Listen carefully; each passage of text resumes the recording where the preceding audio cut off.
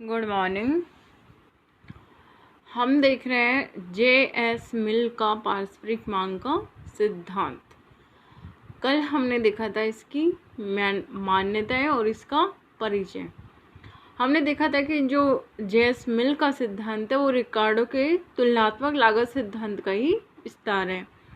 रिकार्डो के तुलनात्मक लागत सिद्धांत पर इसने ये सुधार किया है कि ये अंतर्राष्ट्रीय विनिमय दर किस प्रकार निर्धारित होती है उसको बताता है, प्लस दो जो देश है उनमें व्यापार से प्राप्त लाभ का वितरण किस प्रकार होता है उसको बताता है। तो आज हम देखेंगे इसकी व्याख्या।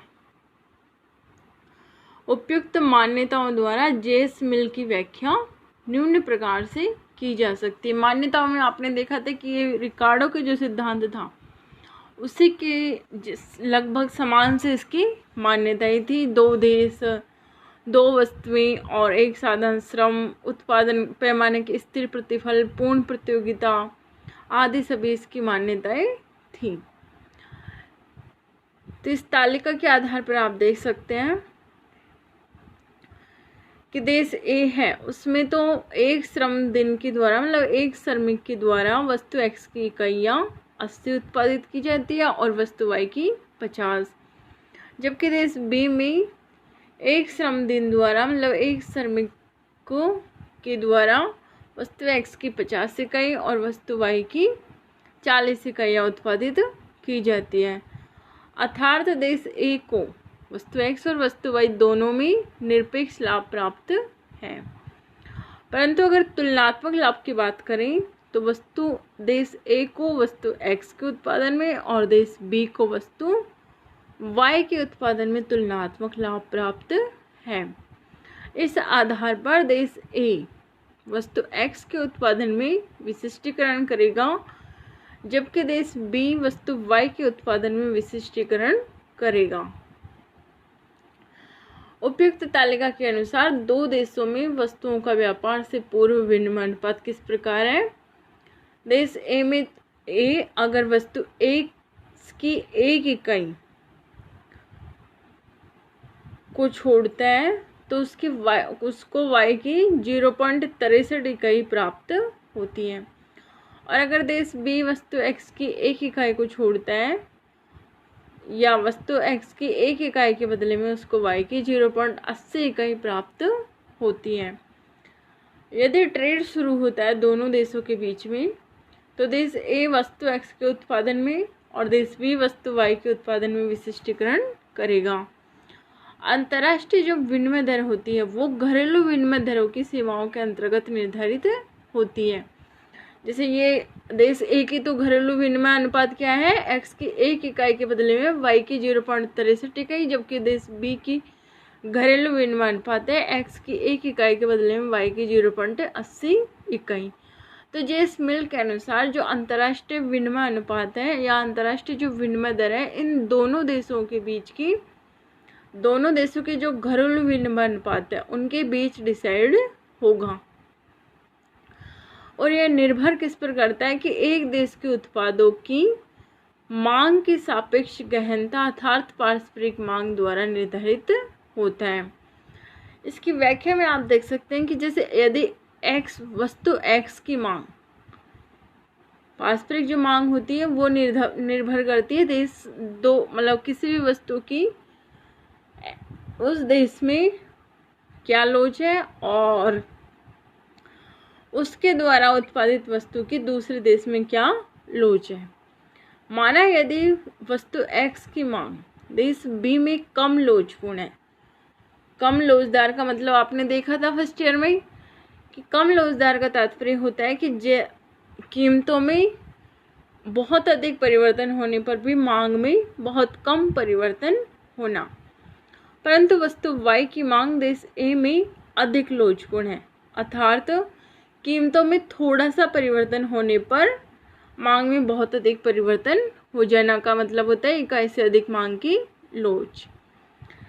तो यहाँ हम देख लेते हैं कि यदि वस्तु एक्स की मांग देश बी में कम लोचपूर्ण है परंतु वस्तु वाई की मांग देश ए में अधिक लोचपूर्ण है, तो देश बी वस्तु एक्स की कुछ विशेष इकाइयों के बदले में वस्तु x की तो देश B x वस्तु की कुछ विशेष इकाइयों का आयात करने के लिए y की अधिक इकाइयाँ देने के लिए तैयार होगा और अंतर्राष्ट्रीय विनिमय की दर देश B के घरेलू विनिमय अनुपात के अधिक निकट होगी।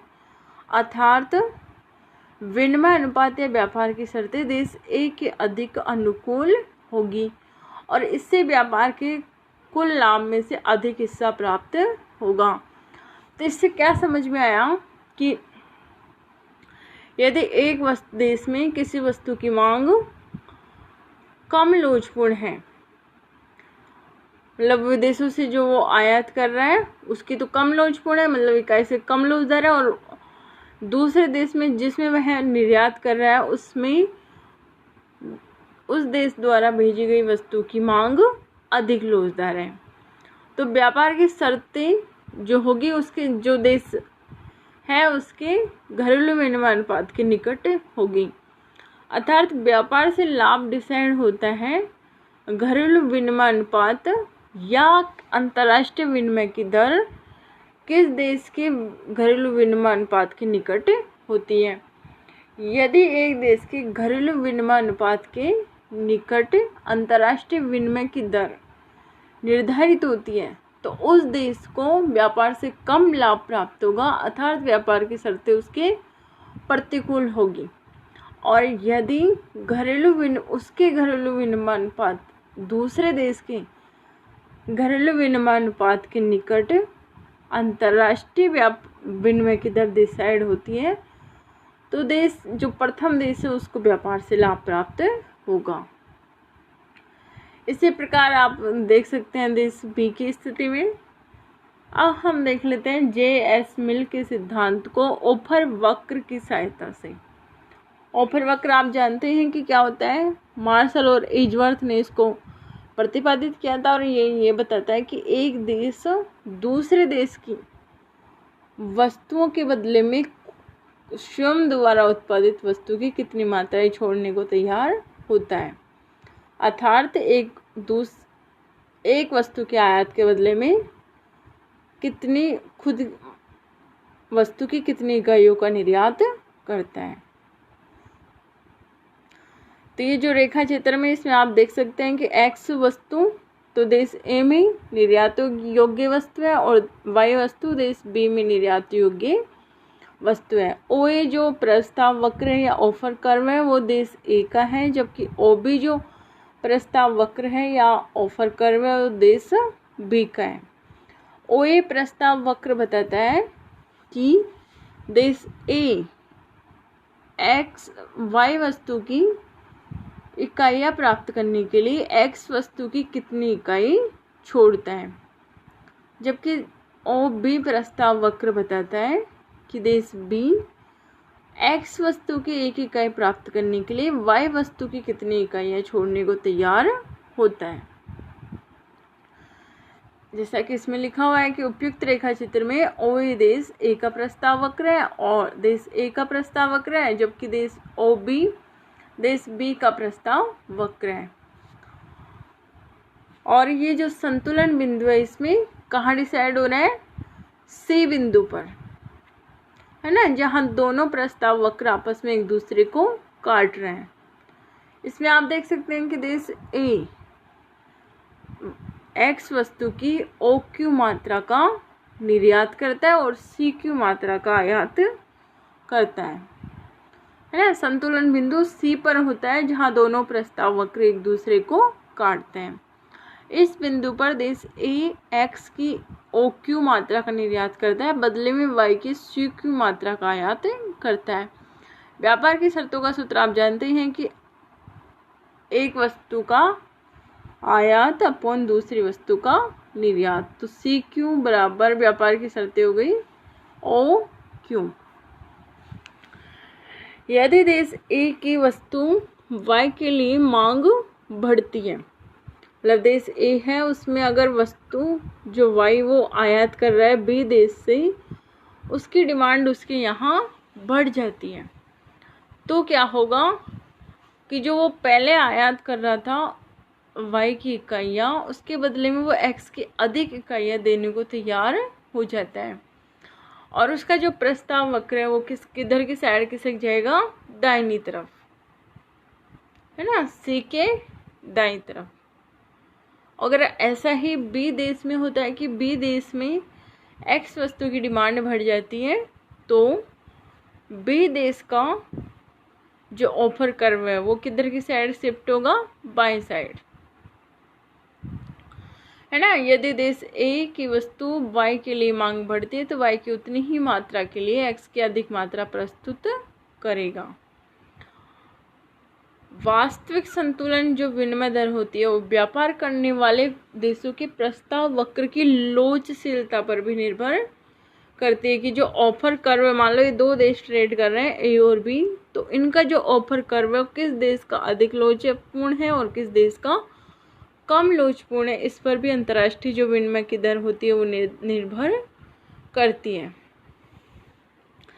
एक देश के प्रस्ताव वक्र की लोचशीलता जितनी अधिक होगी, दूसरे देश की तुलना में व्यापार की शर्तें इसकी अधिक प्रतिकूल होगी। अर्थात किसी देश का प्रस्ताव वक्र जितना कम लोचपूर्ण होगा, उसे उतना ही व्यापार से लाभ प्राप्त होगा। ठीक है, तो ये इसकी व्याख्या थी। अब हम इसकी देख लेते हैं कुछ आलोचनाएं। फर्स्ट आलोचना है पूर्ति की अपेक्षा। आलोचक का कहना है कि जेस मिल ने मांग पक्ष की ओर अधिक ध्यान दिया है, जबकि इसने पूर्ति पक्ष की उपेक्षा की है। सेकंड पॉइंट है इसमें घरेलू मांग की उपेक्षा। जेस मिल का जो अंतर्राष्ट्रीय विनिमय दर का अनुपात है वो निर्भर करता है कि देश एक की, मान लो दो देश है तो एक देश में दूसरे देश की वस्तु के लिए कितनी मांग गहनता है, मतलब अर्थात वह उसकी दूसरे देश की वस्तु को कितना प्रीफर करता है। परंतु यह घरेलू मांग पर ध्यान नहीं देता, जबकि आप जानते हैं कि यदि कोई देश, जब तक उसके देश की घरेलू डिमांड पूरी नहीं होगी तब तक वह निर्यात नहीं करेगा।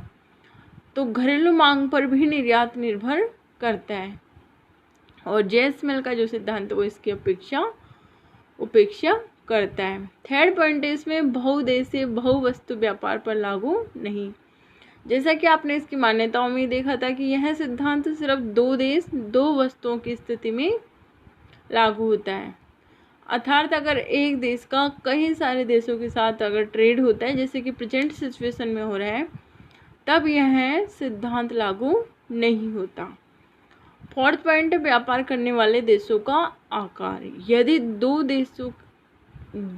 देश जो व्यापार कर रहे हैं उनका आकार समान है, तब तो जेस मिल का सिद्धांत लागू होता है। परंतु अगर दो देश, एक देश छोटा है दूसरा देश बड़ा है, तो व्यापार की जो शर्तें होगी वो छोटे देश के अनुकूल होगी, क्योंकि वह पूर्ण विशिष्टीकरण करने पर भी उसको फायदा होगा। और अगर बड़ा देश पूर्ण विशिष्टीकरण करेगा तो उसके पास उत्पादन आधिक्य की समस्या उत्पन्न हो जाएगी। फोर्थ पॉइंट है आय में परिवर्तन। जो जेस मिल है वो आय में परिवर्तनों की मान्यता नहीं लेता, अर्थात यह आय को क्या मानता है, देश की को स्थिर मानता है, जबकि आप जानते हैं कि आय में चेंज होते रहते हैं। तो ये आय में परिवर्तन की स्थिति में अंतर्राष्ट्रीय व्यापार की व्याख्या नहीं करता।